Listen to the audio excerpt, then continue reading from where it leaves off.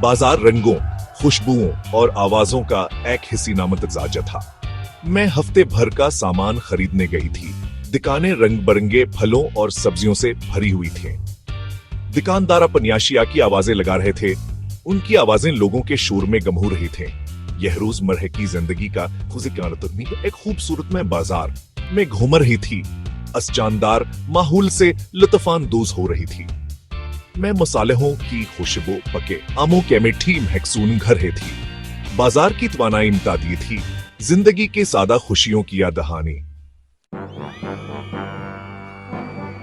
जैसे ही मैं एक कोने पर मड़ी, मैंने एक आदमी को जमीन पर बैठा देखा।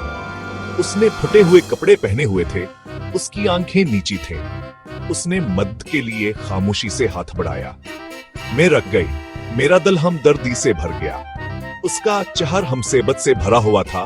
उसकी आंखें जिंदगी भर के दुखों की इक्कासी कर रही थीं। मैंने अपनी जेब में हाथ डाला और कुछ खले पैसे निकाले। उसके बढ़े हुए हाथ में पैसे रखते हुए मैंने हमदर्दी का एक झटका महसूस किया। उसने ऊपर देखा। उसकी आंखें पहली बार मेरी आंखों से मिले। उसके चेहरे पर एक खली मुस्कुराहट फैल गई, जिससे कुछ टूटे हुए दांत नजर आए। अल्लाह आपको बरकत दे, उसने कहा। उसकी आवाज जज्बात से भरपूर थी। उसके अल्फाज सादा थे, लेकिन उनमें एक गहरी खलूसत थी जिसने मेरी रूह को छू लिया। मुझे एहसास हुआ कि इसके लिए मेहरबानी के इस छोटे से अमल का मतलब दुनिया था। उसने अपने हाथ जोड़ लिए और दुआ करने लगा। उसकी आवाज धीमी थी। मैं वहीं खड़िया से देखती रही। मेरे ऊपर सुकून की एक अजीब सी कैफियत छा गई। इस लम्हे में मैंने शुक्रगुजारी का हकीकी मतलब समझा। अगरचे हासिल के पास कुछ नहीं था, लेकिन वजू कुछ मिला उसका शुक्रगुजार था। उसकी हकीकी तारीफ मेरी अपनी जिंदगी में नामतों का शुक्रगुजार होने क्या, यह एक ताकतवर याद दहानी थी।